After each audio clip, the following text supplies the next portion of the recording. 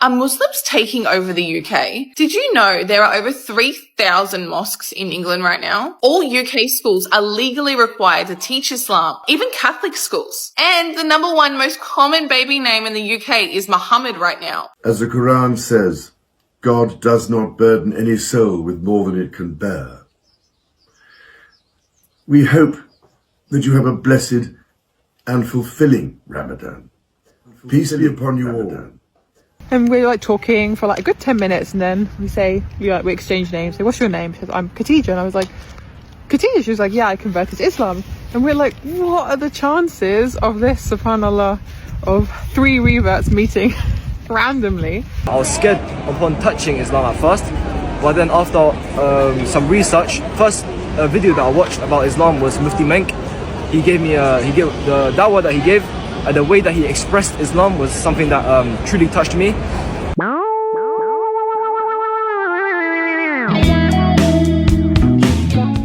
Halo gengs, dalam beberapa tahun terakhir, Eropa, khususnya London, mengalami perubahan yang mungkin tidak banyak disadari. Jumlah masjid terus bertambah, perhatian pemimpin negara terhadap umat muslim semakin terlihat, dan di saat yang sama, muncul banyak kisah warga Eropa yang dengan bangga memilih Islam sebagai jalan hidupnya. Dari ucapan Ramadhan oleh Raja Inggris, kebijakan perlindungan khusus dari pemerintah, sampai gelombang mu'alaf yang viral di media sosial, semuanya menyimpan pesan yang jauh lebih dalam dari sekedar berita. Pertanyaannya, kenapa semua ini bisa terjadi? Dan apa makna sebenarnya dari berkembangnya Islam di jantung barat? Yuk gengs, kita bahas pelan-pelan. Karena cerita ini bukan hanya tentang Eropa, tapi juga tentang kita semua. Are Muslims taking over the UK? Did you know there are over 3,000 mosques in England right now? All UK schools are legally required to teach Islam, even Catholic schools. And the number one most common baby name in the UK is Muhammad right now. Plus, the number of Muslim reverts in the UK is growing, while Christianity is declining. The Mayor of London is a Muslim. Plus, the Mayor of Oxford, Lutton, Rockdale, Oldham, Brighton and Hove are all Muslims. Even the Secretary of State of Justice and the Lord Chancellor is a Muslim woman. Prince Harry's own personal lawyer is a hijabi Muslim woman. Even the King of England is allegedly a Muslim because he was hosting iftar dinners at his own home during Ramadan. Is the UK a Muslim country now? What do you guys think? Peace be upon you all. Ramadan Mubarak. As Muslims across the United Kingdom and the Commonwealth observe the beginning of the holiest of months in the Islamic calendar, the month of Ramadan, I just wanted to convey my heartfelt best wishes to you all, and to tell you just how much my wife and I are thinking of you at this special time of year, as this would have been a joyous time. Mosques would be filling with life, Muslim families would be coming together to share food and prayers, and many of them would be inviting their neighbours and friends, of all faiths and none, to join them. My wife and I can only offer you all our kindest and most special wishes, and stress just how greatly the contribution of Muslims to the life of the United Kingdom is appreciated and valued, embodying the Ramadan spirit of charity and selflessness. As the Quran says, God does not burden any soul with more than it can bear. We hope that you have a blessed and fulfilling Ramadan. Peace be upon you all. Ramadan Mubarak. I'm so sorry that we're meeting in these circumstances because that was a horrific attack that will have impacted every single member of the community. We've just been talking to some of the family members and getting a sense firsthand of the personal impact. I'm really pleased today that we are announcing a further £10 million to support our mosques on top of the support we've already put in. I'm pleased to say that. I'm sad to say it as well, in a sense, because I wish we didn't need to put in more security. We shouldn't need to have security in places of worship, and it's sad that we do, but that just reflects the responsibility on me, on the Home Secretary, to do everything we can to tackle hate crime.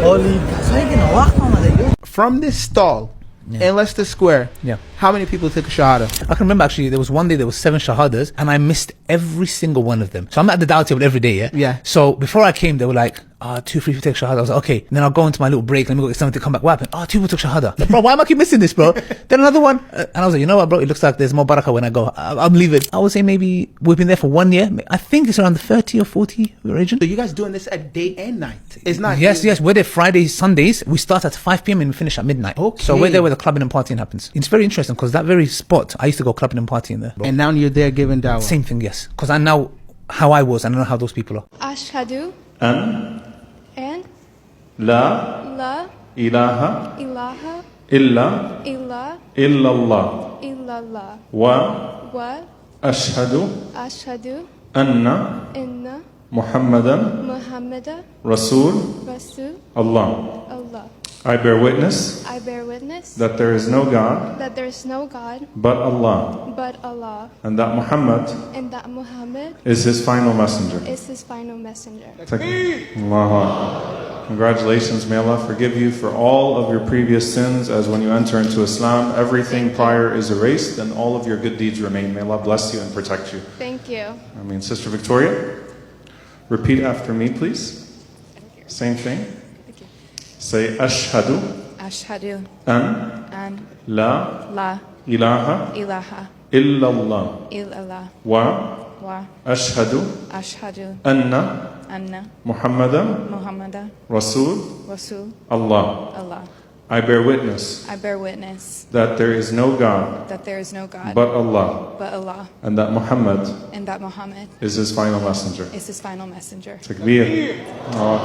May Allah subhanahu wa ta'ala bless you, keep you firm and steadfast, remove all of your previous sins, and allow you to have your scales filled with good. Allahumma ameen. Sisters, please do inshallah ta'ala congratulate the 2 sisters, welcome them and greet them inshallah. May Allah subhanahu wa ta'ala bless them and all of those that have embraced Islam today and throughout this month with us, and allow them to remain upon their deen. Allahumma ameen. It's just a reminder to everyone inshallah ta'ala that just as so many are coming in, we obviously have a responsibility to be there for our brothers and sisters, and also make dua for them inshallah ta'ala. Don't just celebrate and say Allahu Akbar, make dua for them inshallah. And hopefully as a masjid inshallah and as a community we can do as much as possible to support our new sisters and brothers in Islam. Barakallahu feekum. Assalamu alaikum wa rahmatullahi. Look at how insane this masjid is. You can't even put it into words how it makes you feel being here, but it's just something out of this world. And when you hear the adhan, it just brings tears to your eyes. Alhamdulillah. Another thing I want to say is, when you do come here, if you are lucky enough to come here, it's as if you have been invited by Allah, and it's a sign that He loves you and He wants to invite you to His house. So when you do come here, just make the most of it, because you never know, you might not get to come again. Assalamu alaikum wa rahmatullah. Yeah, I don't really know how to introduce this topic, but I'm a Muslim now.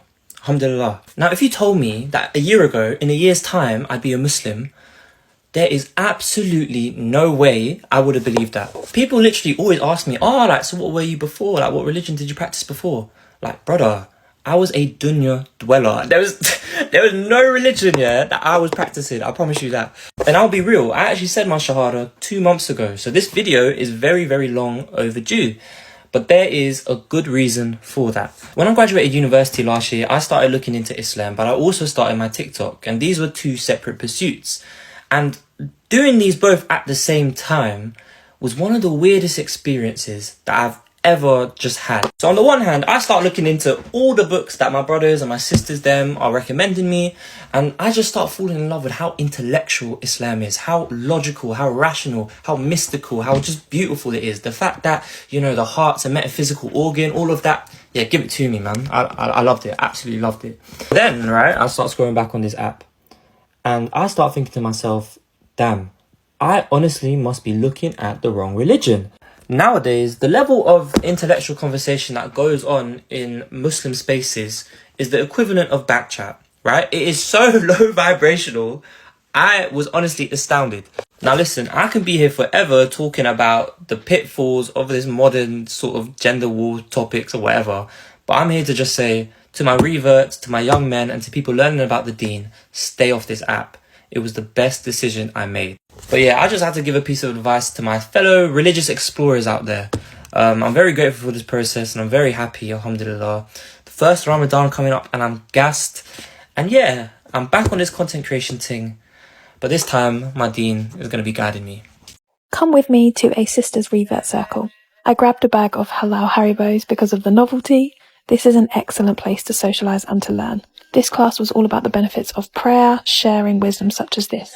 You're constantly standing before Allah subhanahu wa ta'ala. You're constantly coming back and realigning to exactly what Allah subhanahu wa ta'ala is bringing you. We came together in groups to discuss the benefits of salah, prayer. An informal chat with like-minded sisters was so needed. And then after, me and my beautiful sis went for some food. It was a stuffed naan with some fries and a soft drink. And then we headed home. Beautiful, wholesome day. So I met this like baby reading book thing with her ages ago. And I'm talking to this Chinese woman. And she says to me, oh, what's your name? I say, Aisha. I say, what's your name? She says, Fatima. I said, oh, you're Muslim. She's like, yeah, I converted. She doesn't wear hijab, so you wouldn't know. MashaAllah. So then I meet up with her and we're out and about. And this other lady comes and is talking to us. She's an older lady. She's got blonde hair. And we're like talking for like a good 10 minutes. And then we exchange names. Say, what's your name? She says, I'm Khadija. And I was like, Khadija? She was like, yeah, I converted to Islam. And we're like, what are the chances of this, subhanAllah, of 3 reverts meeting randomly? 2 don't wear hijabs, so you wouldn't know.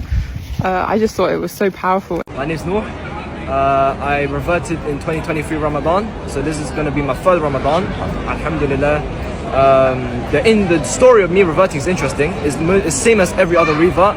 I was scared upon touching Islam at first, but then after some research, first video that I watched about Islam was Mufti Menk.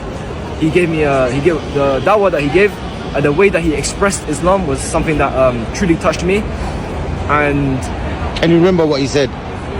He was like, Muslims are not perfect, Islam is perfect. And I don't know if you know Habib. He was like, non-Muslims don't read Quran or don't read Sunnah, they read Muslims, they read how they act. So that made me realize what I see in the media isn't necessarily what I should see or how I should represent or how I should see Islam. If I want to see Islam truly, I should read the Quran. So then at school, this was during school, I had a friend, brother, I still know him to this day. He gave me a version of the Quran and I read some couple pages and I was like, oh, this doesn't seem like what the actual media portrays Islam. And I was agnostic. I knew there was one God and I didn't know who. The reason why I didn't choose Christianity is because of preservation. You look at the Quran, you look at the Bible. The Bible that we have today is written in Hebrew. What did Jesus speak? What did Isa alayhi salam speak? He spoke Aramaic. So how can the 2 things be the same? Look at the Quran, written in Arabic, we still speak Arabic. It's preserved.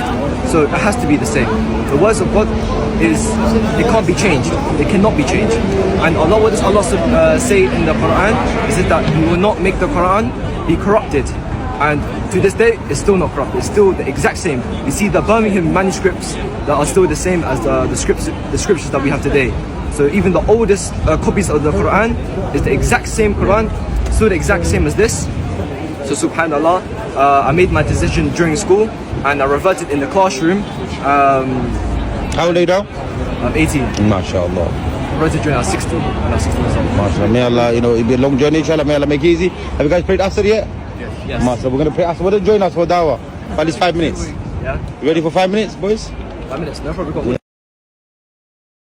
Dalam beberapa tahun terakhir, Islam menunjukkan pertumbuhan yang sangat signifikan di Eropa. Bukan lagi sekedar komunitas kecil, Islam kini menjadi bagian nyata dari kehidupan sosial masyarakat. Di Inggris saja, hingga saat ini, telah berdiri sekitar 3.000 masjid yang tersebar di berbagai kota besar maupun kawasan pemukiman. Ini bukan hanya angka, gengs, tapi bukti bahwa umat muslim memiliki ruang, kontribusi, dan eksistensi yang diakui. Yang menarik, perkembangan ini juga mendapat perhatian langsung dari para pemimpin negara. King Charles secara terbuka menyampaikan ucapan kepada umat muslim di Inggris yang tengah memasuki bulan suci Ramadhan. Sebuah gestur yang sederhana, namun syarat makna. Ini menunjukkan adanya pengakuan, penghormatan, dan sikap inklusif terhadap keberagaman keyakinan di tengah masyarakat modern. Tidak berhenti di situ, Perdana Menteri Inggris, Keir Starmer, juga menyampaikan komitmen nyata dengan menjanjikan tambahan dana keamanan sebesar 10 juta pounds. Dana ini dialokasikan untuk melindungi komunitas Muslim dari kejahatan kebencian dan serangan terhadap masjid, yang sayangnya sempat meningkat. Langkah ini menjadi sinyal kuat bahwa negara hadir untuk melindungi warganya tanpa memandang agama dan latar belakang. Namun, gengs, berkembangnya Islam di Eropa tidak hanya terlihat dari bangunan masjid atau pernyataan para pemimpin. Bukti lainnya justru datang dari akar rumput. Kita semakin sering melihat video dan kisah nyata tentang warga Eropa yang dengan penuh kesadaran memilih masuk Islam. Yang lebih menyentuh, mereka tidak sekedar memeluk Islam, tapi bangga, terbuka, dan yakin dengan pilihannya. Fenomena ini mengajarkan kita satu hal penting. Islam berkembang bukan karena paksaan, bukan karena kekuatan, tapi dengan nilai-nilai yang menenangkan, logika yang bisa diterima, dan akhlak yang menyentuh. Banyak dari mereka tertarik pada Islam setelah melihat keteladanan, kedamaian, dan konsistensi ajaran yang menyeimbangkan antara dunia dan akhirat. Dari sini, ada nasihat penting yang perlu kita renungkan bersama, gengs. Ketika Islam justru berkembang pesat di wilayah minoritas, maka umat Muslim dimanapun berada perlu bertanya pada diri sendiri, sudahkah kita menjadi wajah Islam yang ramah, jujur, dan penuh empati? Sudahkah sikap dan perilaku kita mencerminkan ajaran yang kita yakini? Saran sederhana tapi bermakna, mari kita jaga Islam bukan hanya lewat simbol, tapi lewat sikap, lewat tutur kata, toleransi, kerja keras, dan kontribusi nyata untuk masyarakat. Karena di era sekarang, dakwah paling kuat bukan di mimbar, tapi di perilaku sehari-hari. Sebagai penutup, gengs, berkembangnya Islam di Eropa adalah pengingat bahwa kebenaran akan selalu menemukan jalannya. Tugas kita bukan merasa paling benar, tapi menjadi contoh yang baik. Bukan merasa terancam oleh perbedaan, tapi percaya diri dengan nilai yang kita pegang. Semoga kita semua bisa mengambil hikmah, memperbaiki diri, dan menjadi bagian dari Islam yang menenangkan, bukan menakutkan. Terima kasih sudah menyimak, gengs. Tetap santai, tetap berpikir jernih, dan tetap menjaga nilai kemanusiaan.